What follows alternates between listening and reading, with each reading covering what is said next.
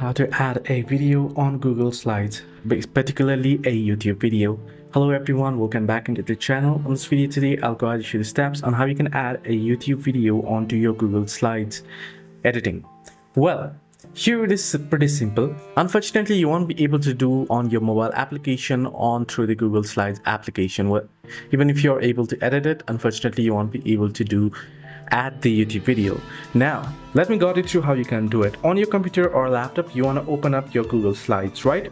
Then you want to click this slide where you want to add a video. So you want to click and open up the particular slide.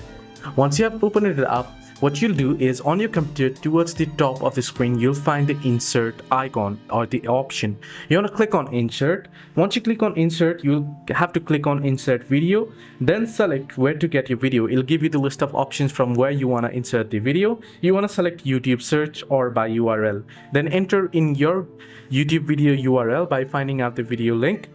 You can head over to proceed to YouTube first, right? Then you want to add a countdown video, right? For example, I'll just search in countdown.